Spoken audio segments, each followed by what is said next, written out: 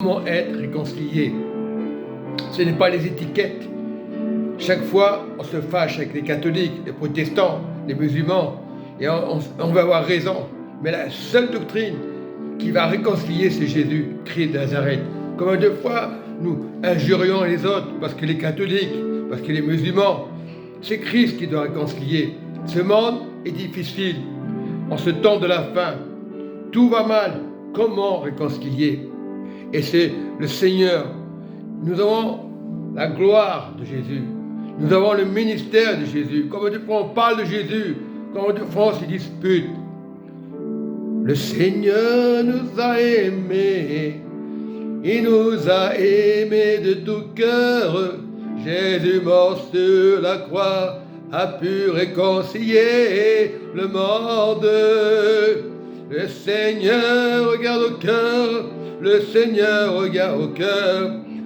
Il doit changer notre existence dans l'amour. Le Seigneur nous a donné la victoire de pardonner. Il nous donne la grâce de pardonner. Peu importe l'existence, Jésus est venu à la croix pour pardonner. Il a réconcilié le monde. Il a réconcilié le monde. Ce n'est pas les choses anciennes qui vont changer. La seule doctrine qui pardonne, c'est à la croix de Jésus. Beaucoup se posent la question, alléluia. Le Seigneur nous a aimés comme on l'a jamais aimé. Il nous donne son amour, un amour sincère. Combien de fois nous parlons mal les uns des autres parce que tu es chrétien, parce que tu es un témoin de Jéhovah, parce que tu es protestant, parce que tu es catholique. Il faut se réconcilier. Oui, Jésus est venu et a donné l'amour. Il a d'accepter Marie avec grâce. Le salut est venu par Marie. Mais Marie savait le plan parfait de Christ. Elle savait que c'était Jésus qui allait changer le monde. Et aujourd'hui, on est devenus des mystiques. Ah, c'est pas vrai. Ah, c'est un mensonge. Il faut se réconcilier. Et je lis la parole dans 2 Corinthiens 5, à partir du verset 11. Connaissant donc la crainte du Seigneur, nous cherchons à convaincre les hommes. Dieu nous connaît. Et j'espère que dans vos consciences, vous nous connaissez aussi. Nous ne nous recommandons pas de nouveau nous-mêmes auprès de vous, mais nous vous donnons l'occasion de vous glorifier à notre sujet, afin que vous puissiez répondre à ceux qui tirent la gloire de ce qui est dans les apparences et non dans les cœurs. Et nous devons chercher les cœurs. Le Seigneur dit, c'est pas parce que tu es catholique, protestant, évangélique, témoin de Jéhovah, musulman. Il faut se réconcilier. La vraie vérité, la vraie doctrine, c'est Jésus. C'est le plan parfait. Et combien de fois nous posons la question, est-ce que les musulmans sont sauvés? Est-ce que le catholique est sauvé? Ce n'est pas une question de doctrine.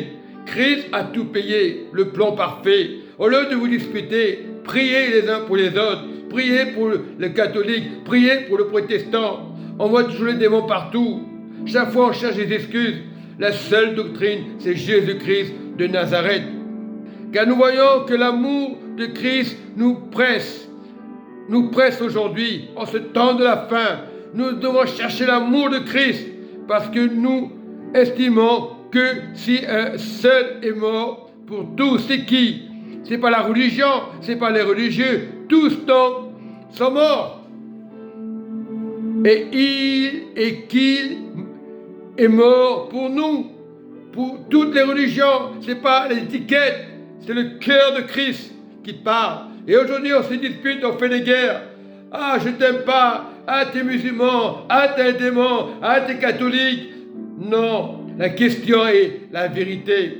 Nous savons que la grâce a été donnée par Marie et par Jésus-Christ, notre salut. Quand Jésus était à Canaan, Marie était simple.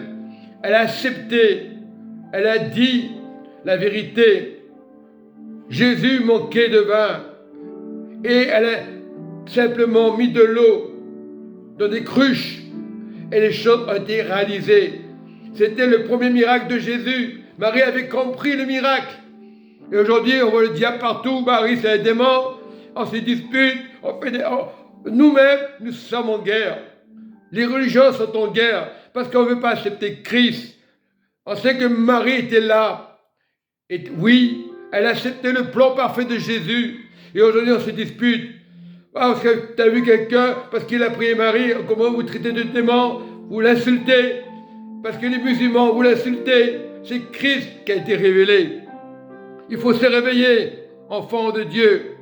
Et je termine par le verset 19. Et tout cela vient de Dieu, qui nous a réconciliés avec lui par Christ. Malgré les défauts des religions, on ne veut pas accepter le Christ. C'est lui qui nous a réconciliés. Ce n'est pas l'apôtre Paul, c'est Jésus. Marie est venue donner une chance, une grâce spéciale. C'est Jésus qui nous a réconciliés. Marie a fait la part des choses. Marie a suivi Jésus jusqu'à la croix. Oui, exactement. Jésus qui aimait l'apôtre Jean, qui était aimé plus que Jésus. Il a aimé tout le monde. Mais l'apôtre Jean a pris Marie parce qu'elle savait que le plan venait par Jésus. Voilà, Jean, c'est celui qui a été aimé de Jésus. Et nous devons être réconciliés aujourd'hui. Aujourd'hui, on parle de vision d'église. Ah, tu dois marcher avec ma vision. Si tu ne marches pas dans la vision, tu commences à l'insulter, tu commences à le critiquer. La seule vision, c'est le Christ qui nous a réconciliés. Dieu qui nous a réconciliés avec lui par Christ. C'est Christ, le pasteur. Oui, et qui nous a donné le ministère de se réconcilier. Le ministère de se réconcilier. C'est important car Dieu était en Christ. Nous sommes en Christ. Nous ne sommes pas une religion chrétienne. En Christ, enfants de Dieu. Nous ne sommes pas là pour accuser les musulmans, les catholiques, les protestants, les orthodoxes, peu importe. Nous sommes tous en Christ. Nous ne sommes pas en guerre. On n'est pas là pour réformer. Beaucoup ont réformé des choses. Lorsque ça ne va pas, on va réformer. On va dire un nouveau départ. Mais il n'y a pas à réformer. Le Christ est déjà là. Pourquoi réformer le Christ? Pourquoi les guerres de religion? Le catholique a réformé, oui peut-être. Et tirer, tuer les gens avec des épées. Les guerres de religion. Et ça continue encore. Parce que tu ne fais pas partie du musulman. Parce que tu ne fais pas partie du chrétien. Parce que tu n'es pas catholique. On va crucifier ces gens. Et ils sont pour rien. Élargissez vos cœurs aujourd'hui. Ah, il est formidable ces pasteurs. Mais le plan de Dieu parfait. Marie dans le programme. Elle est dans la Bible. Abraham est dans le programme. Et dans la parole de Dieu. Et nous devons être vraiment réconciliés en Christ. Soyez fidèles. Et Galates 3 nous parle de cette vérité, de cette révélation qui est vraiment un plan parfait de Dieu. Et Galates 3 nous dit dans verset 29, nous savons qu'Abraham est le père de la foi. Et je termine par le verset 29. Je le termine avec amour. Nous voyons, c'est la fin du verset.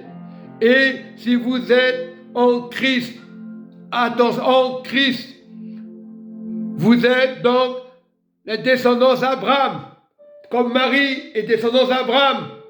Donc en Christ, il n'y a pas de rejet. Au lieu de voir les démons partout, à force de voir les démons partout, vous voyez le diable.